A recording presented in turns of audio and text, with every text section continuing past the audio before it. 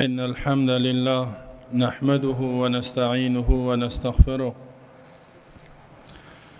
ونعوذ بالله من شرور أنفسنا وسيئات أعمالنا. من يهده الله فلا مضل له ومن يضلل فلا هادي له، وأشهد أن لا إله إلا الله وحده لا شريك له، وأشهد أن محمدا عبده ورسوله. يا أيها الذين آمنوا اتقوا الله حق تقاته ولا تموتن إلا وأنتم مسلمون. يا أيها الذين آمنوا اتقوا الله وقولوا قولا سديدا يصلح لكم أعمالكم ويغفر لكم ذنوبكم، ومن يطع الله ورسوله فقد فاز فوزا عظيما. أما بعد، فإن خير الكلام كلام الله، وخير الهدي هدي محمد صلى الله عليه وسلم، وشر الأمور محدثاتها، فإن كل محدثة بدعة، وكل بدعة ضلالة، وكل ضلالة في النار. وصلى الله على نبينا محمد وعلى آله وصحبه وسلم تسليما كثيرا. دوستان عزیز، برادران مسلمان، امروز در ارتباط با یکی از موضوعات که فعلا مطرح است و ما در ارتباطش بحث نکردیم،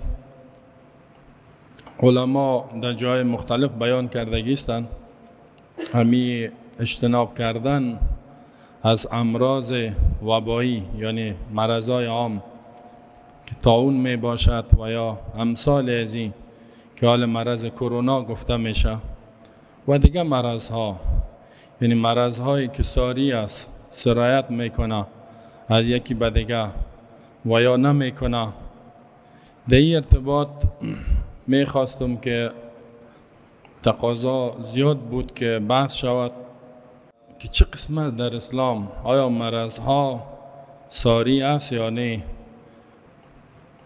یا این که هیچ مرضی که تجاوز بکنه وجود نداره. اسلام چی میگه؟ پیامبر چی میگه؟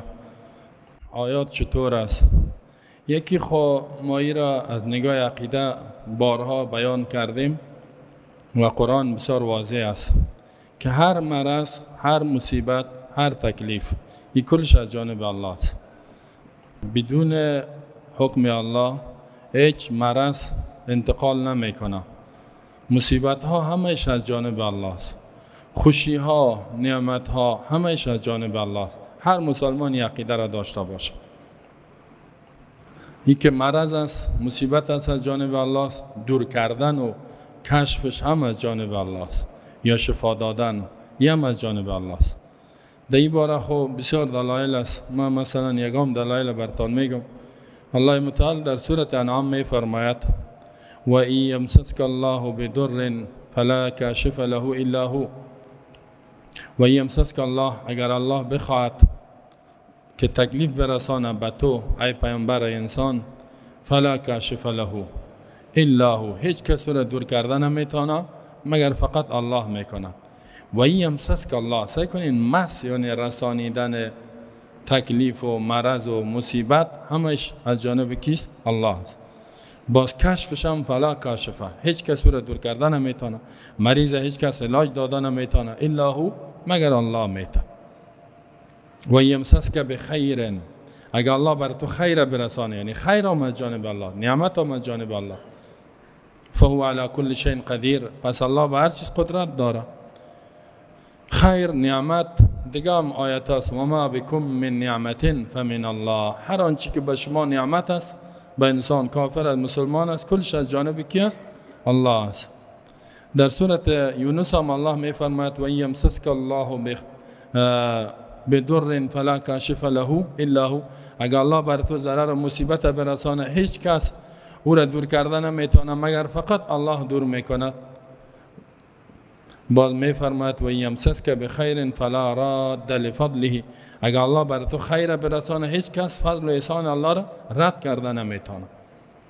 و پیامبر صلی الله علیه و آله در دعای خود میگفت که اللهم لا مانع لما اعطیت ولا معطی لما منعت، یا الله نیست منع کننده به اون نعمتایی که تو بتی، یعنی اگر تو نعمت بتی صحت بیتی، سرمایه بیتی، قوت بیتی، نیرو بیتی، هیچ کس منع کردن نمیتونه.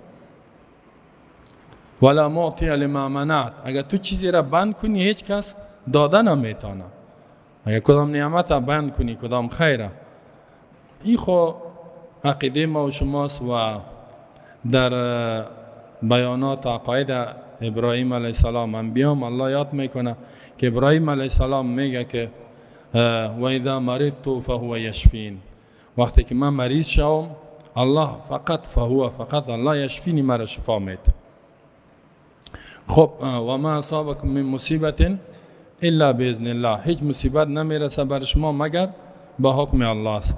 و این هم است که ما اصابکم من مصیبت فی الارض ولا فی انفسکم الا فی کتاب، هیچ مصیبت بر شما نمیرسه در روی زمین، این مصیبت کرونا و غیره و مصیبت های دیگه، بی امنی و خوف و ترس مرگ و اینیا،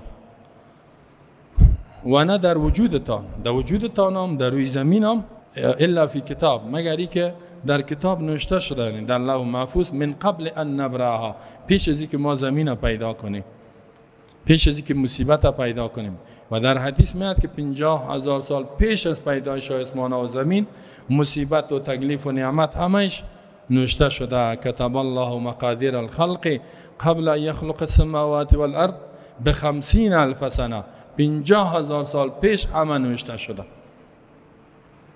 ای که از عمر زمین چقدر میشه، از عمر آسمان چقدر میشه، عمر زمین یعنی سر زمین چقدر وقت تیر شده دیگه. ای خو بشر این دقیق نمیفهمه، صرف احتمالی از نگاه می آثار ساینسدانای امروز میگن، زمین شناسای که از عمر زمین از نگاه سنگ اینا تقریبا 7 میلیارد سال میشه، 7,000 میلیون سال میشه. و از آسمان اضافه تر میگه او بسیار میشه. بعضیا 13 میلیارد سال میگن، 13,000 میلیون، بعضیا 23,000 میلیون سال از آسمان، یعنی کلش بسیار وقت است دیگه. پیش از اون نوشته شده. هدف ما ایست که پیش از پیدایش آسمان و زمین همه مصیبت نعمت نوشته شده و اونمو مطابق اونمو میآید. مصیبت تکلیف هم از جانب الله است، شفا دادن نجات هم از جانب الله. اگه کسی عقیده را نداشته باشه این عقیدهش توحید نیست، در عقیده از این شرک است. اگه کسی بگه فلانی شفا میده، قبر و مرده و یارا بگویه مرده شفا میده، سعی در اینجا الله حصر کرده و این یمسسک الله بدر فلا کاشف له الا هو، لا اله الا الله که میگیم نه، در بین نفی و اثبات است. هیچ کس او را دور کرده نمیتونه، هیچ کس شفا دهنده نیست، هیچ کس مصیبت آورنده نیست. انسان بعضی وقت کوشش میکنه یک مصیبت به کسی بیاره، اما الله نمیخواه، نمیتونه. الله که نخواه نمیتونه. دلایلش بسیار زیاد است. فرعون میخواد که موسی علیه السلام به آن واحد بکشه، نتونست، الله نجاتش داد. فرعون هیچ نمیخواست که موسی علیه السلام زندگی کنه. مشرکین مکه هیچ نمیخواست که پیامبر صلی دعوتش جاری باشه. حتی تصمیم به قتلش گرفتن، نه؟ اما الله نجاتش داد. الله در قرآن میگه و اذ یمکر بک الذین کفروا لیثبتوک او یقتلوک او یخرجوک و یمکرون و یمکر الله والله خیر الماکرین. زمانی که تدبیر جور کردن، پلان جور کردن کافرها که چی کنن، و اذ یمکروا، پلان جور کردن، تصمیم گرفتن، استراتژی جور کردن به تو ای پیامبر، لیثبتوک، ای که تو را بندی کنن، قیدت کنن، او یخرجوک، از مکه تبعیدت کنن، او یقتلوک، یا تو را بکشن. آخری تصمیم شد کشته شو، از بین برده شو. و یمکرون و یمکر الله، اونا هم تدبیر گرفتن، الله هم تدبیر نجاتش گرفت. والله خیر الماکرین، الله بهترین تدبیر کننده، یعنی الله نجاتش داد. خب این خو عقیده است. اما اینال مرض ها دینمی جنجال است که سرایت میکنه نمیکنه. بعضی میگن نه هیچ مرض ساری نیست، بعضی تو میگن هیچ وجود نداره. دکترها خیلی چطور میگه، دکترها دروغ میگه، از پیش خود میگه میخوان که عقیده مسلمان ها رو خراب کنن. هیچ نترسین، در بین کسایی که مرضی است برین داخل شوین. هیچ اسباب وقایه را استعمال نکنید. بعضی تو میگه، بعضی میگه نه مرضا بسیار ساری است، بعد که نزدیک شدی خلاص است، نزدیک شدی مصاب میشی، یعنی با اون مرض تو هم گرفتار میشی. اوش شد که مرضی رو دیدی نزدیکش نشی، معلوم نمیشه که ساری است نیست.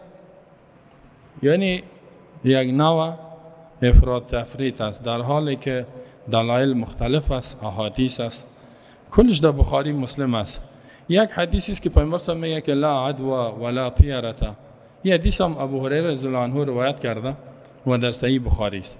لا عدوا نیست تجاوز، یعنی یک مرض، یک کسی که مرضی است، مرض انتقال نمیکنه به دیگه کس، مرض انتقال نمیکنه. پیامبر صلی الله علیه و آله گفت کسی مریضی باشه از این انتقال نمیکنه به دیگه کس. و در حدیث دیگه میاد که لا یودی شیئا، تجاوز نمیکنه یک چیز به دیگه چیز، به یک چیز، یعنی یک مرض به دیگه تجاوز نمیکنه. باز یک کسی گفت که اگر ما ایمی شترایی که مرضی هستند چی میگن گرگ زده شه، جرب میگن، او را اگر شترای جور بیاریم امور مرضی میسازه. پیامبر هم گفت نه این مستقل نیست، یعنی پیامبر هم گفت نمیشه تو. اون گفت چطور نمیشه؟ گفت ما شترا را که بردم مریض شد. بعد پیامبر هم گفت که فمن عدل اولا، خیامی کسی که اول مرض گرفتش نه، مرض گرگ است یا هر چی که است، ایره که در وجودش این مرض آورد، اما اولین شتر یا اولین انسانه. بعد از او آدم سکوت کرد، گفت ایره خواه الله کده، گفت پس در دیگه شما همیتو کار الله میکنه. خب سعی کنین در این حدیث لا عدوا ولا طیرة بدفالی نیست، تجاوز نیست. اما در دیگه حدیث صحیح میاد که لا یورد، پیامبر میگه داخل نشود ممرضون، شترهای مرضی، علی مصح، به شترهایی که صحیح می باشد. یعنی اینجا مکان آب است، شترها را پایین میکنی آب میتی، این جور است. اینا دیگه شترهای گرگ زده و مرضی را آوردی تا که اینمی شترهایی که آب نخورده از اینجا نبرامده، این مرضی ها را سر از اینا نبیارین، میگه نبیارین. اگه آوردین باز یارا میگیره و خلاص باز شما میگین که اینا، یعنی پیامبر منع کرده در اینجا، میگه لا یورد وارد نشوه، داخل نشوه ممرضون، مرضی ها. اصل درباره شتر آمده، اما آمد مرضی ها یعنی شترهای مرض و گرگ زده، علی مصح، با اون شترهایی که صحت هست، جور هستند، یا آورده نشه، منع کرده. و دیگه هم حدیث است که پیامبر میگه وام در بخاری فر من المجذوم فرارک من الاسد، میگه مرض جذامی ای تو فرار کو مثل که شیر فرار میکنی، شیر که ببینی چقدر میگریزی، همین تو فرار کو، جذامی مرض که دیدی. این حال از این فهمیدن میشه که او خو مرضی است که اون سرایت میکنه، چرا فرار کو. مرض جذام یک مرض است که در وجود پیدا میشه، بازمی اعضایش میریزه، خورده شده میره، تو کم میشه، پایش باشه، وجودش باشه.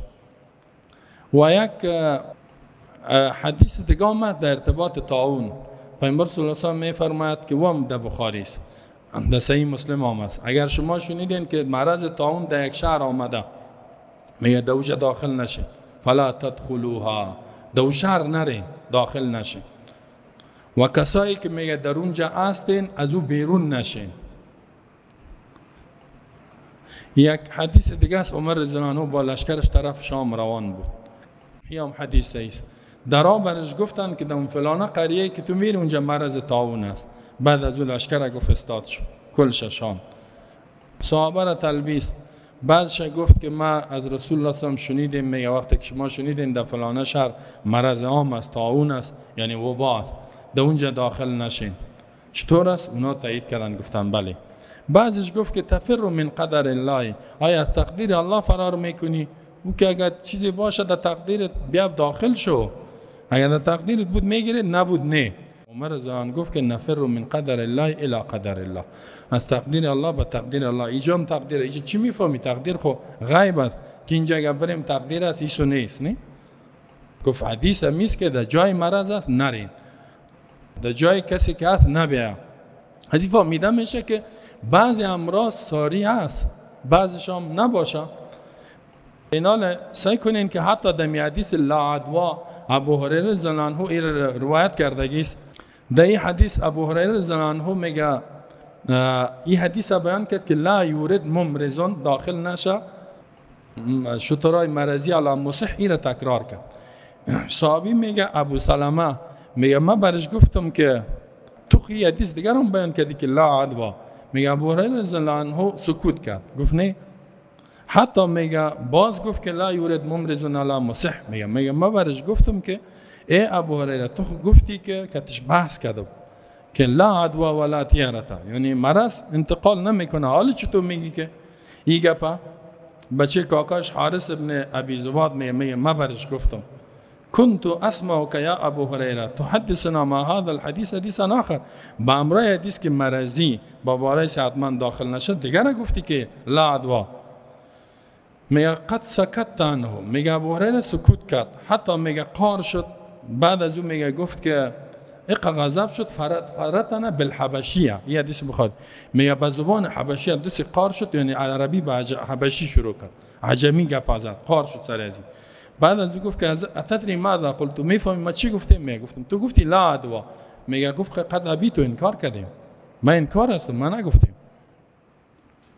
از اینجا بعضیا میگن که حدیث لا عدوا منسوخ شدگی. شاید ابو هریره رضی الله عنه گپ گفته هدفش باشه که منسوخ شده. اصل چیز که حال مرضی صدا کسایی که صحتمند داخل نشن. بعض دیگران میگن فراموش کرد ابو هریره رضی الله عنه، فراموش کرده به این خاطر این حدیث گفت و دیگه ش نگفته.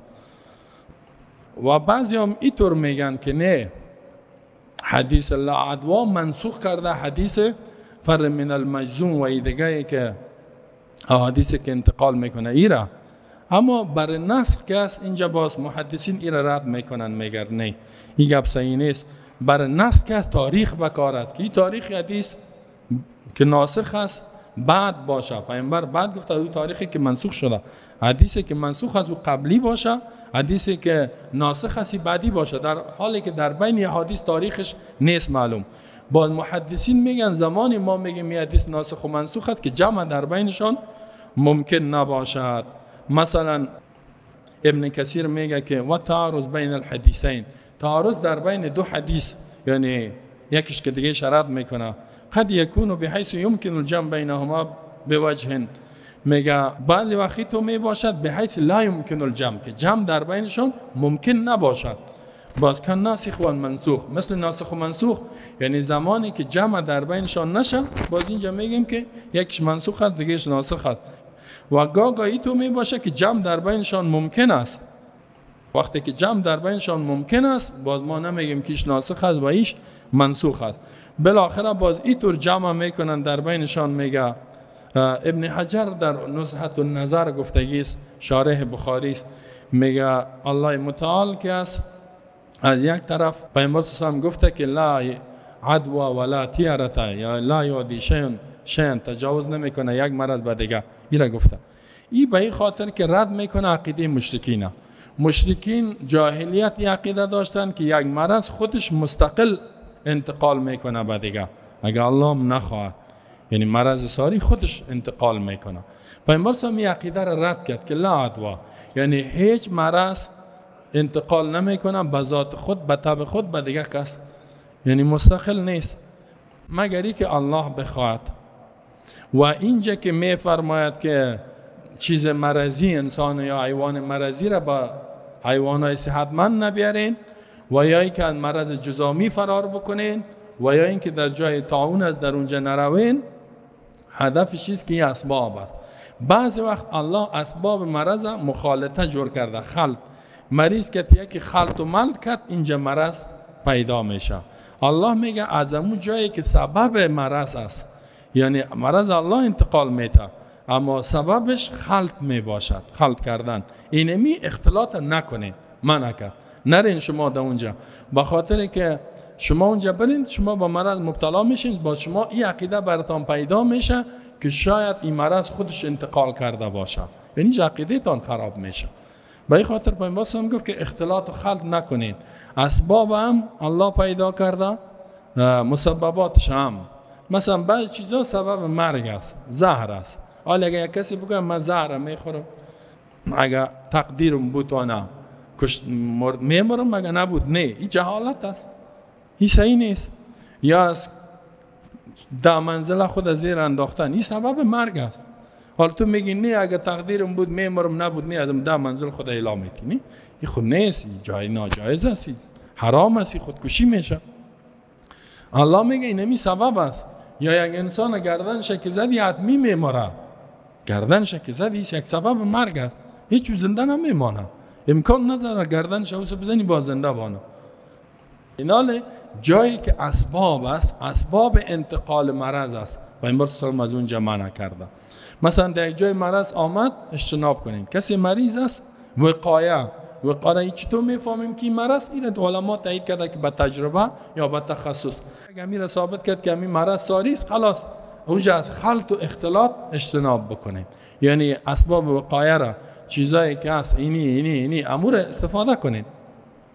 اگر در جایی که ثابت نیست که این مرض ساری است، میشه که انسان از او اجتناب نکنه. مثلا در یک حدیث دیگه میگه که از پیامبر ضعیف است اما از عمر رضی الله عنه، بعضی امور هم حسن میگه. یک مرض جزامی را پیامبر صلی الله علیه و دید، گفت بیا کتم نان بخور، آوردش در دسترخوان خود، کتش یک جای نان خورد. این هدفش بود که برای مسلمانان ثابت میکرد که مرض سعی کنین مستقل نیست، اینیش اگه الله بخواد انتقال میکنه، نخواهد نه. و در اونجا میگه از جزامی فرار کنین. اشاره به سوی عزیز که بعضی اسباب است، اسباب انتقال مرض، اما از او خود وقایه بکنین. یعنی در کل احادیثی که میبینین چقدر که است، امی است که مرض ها، هر نوع مرضی که است به ذات خود انتقال نمیکنه، به اذن الله، به حکم الله انتقال میکنه مرض ها. و مرض ها ساری وجود داره. بعضیا چون که در حدیث مثلا چند چیزا گفته، یکی جزام گفته، یکی مرض طاعون گفته است، یکی هم جرب و گرگ میره. میگه اینمی 3 دانه که در حدیث آمده ساری است، دیگه هیچ مرض ساری نیست. هم یک گپ صحیح نیست. او پیامبر به طور مثال او را بیان کرده. دیگه چی ساری است چی نیست، صحیح نظر هم نیست که او به تجربه و تخصص ثابت میشه که آیا تجربه میشه که اینی در اونجا خلط میشه انتقال کرد یا نکرد. او به او اساس است. بعضی ها میگه که فقط اگر مرض طاعون بود یا مثل ازی، مثلا کرونا، وبا و غیره، اینی مرض ها که هست صحیح، در غیر از اون میگه نیست. بعضی میگه می کرونا هم کرد، این در حدیث نامده. طاعون آمده، طاعون یک مرض خاص است، تو زخم میبره، باز او زخم سیاه میشه و سوز میشه و سرخ میشه و زیرای قول اینجا را میگیره، باز تب شدید می انسان میکشه. این کرونا میگه طاعون نیست، نه، این خو یک مرضی است که سلفه میکنی با تب میگیره و این قسم است. حتی در این که ما این از مرض طاعون اگر مسلمان است یعنی عقیده و عملش صحیح است، با مرض طاعون میمره، به مرض کرونا، این را در جمله طاعون پیامبر میگه والمطعون شهید، کسی که مرض طاعون گرفت و مرد شهید است. آیا این مرض کرونا هم که میگیره میمره هم در جمله شهیدا میاد یا نه؟ یعنی ثواب شهدا. پیامبر غیر است مجاهد فی سبیل الله، مطعون و کسی که به مرضش کم میمره، اسهال میشه، او را هم شهید گفته. است کسی که غرق میشه، حریق میسوزه، اینا را هم شهید گفته، یعنی ثواب شهادت. کرونا هم هست در یا نه، در اختلاف است. اکثر علما میگه که بله، یک مؤمن که عقیده صحیح است، صالح و نیک است، مرض کرونا هم در جمله امو ثواب شهدا داخل میشه. یعنی اکثر محققین میره میگه، یعنی مثل طاعون اسیام. طاعون هم قصد که زخم است، ای تو دانه ها میگیره، با زخم میشه و تب و یا ای کس از اول تب میگیرید بدون زخم، یعنی با اون مشابهت های زیادی داره. درد از دیوم نفس تا میگیره، کدام تکلیف و علم و دردی که طاعون داره ایام داره. بعضی میگه تا درد ازی بالاتر از زیر نفس تا میگیره، بسیار مصیبت میکشی، بعد از او از دنیا میری. اینال دوستا که از کدام مرض هایی که چیز می باشه، این عقیده را نکنیم. بعضی وقت عقیده کسی که هست، حتی بسیاری علما گفته به اساس عقیدهش خوب محکم باشه. یگام دفعه دمی بین کرونایی هم بری عقیده تامین باشه که یا الله تو نخواهی این مرض انتقال نمیکنه، از این مرض نجات بده، برو که تجو بشی نان هم بخورش، هیچ تو را نمیگیره. اما یک کس دیگه که میره او را میگیره. این به اساس عقیده و به اساس توکل و به اساس یقین آمد.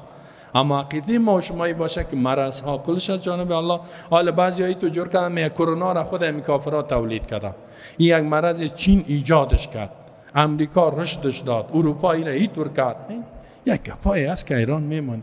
خیلی الله چی کار است؟ چینی را ایجاد کرد، امریکا رشدش داد، فلانی میگفت یک تجارت بود، باز واکسینش پیدا کردن. نه، پشت از این بسیار گپاست. این مرض از جانب الله نیست. توبه استغفر الله. کل کار حالا به طرف کافرها نسبت میتن.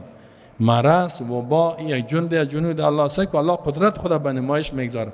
یک ویروس، یک میکروبی که به چشم دیده نمیشه، اقا خورد است، در وجود داخل میشه، میکشید. ساینسدان کلان هم باشه، میالم کلان دکترایی که بیخی اقا بدن مقاومت خود بالا کرده بود کشت. حتی کسایی که واکسین کردن امیر هم کشتن.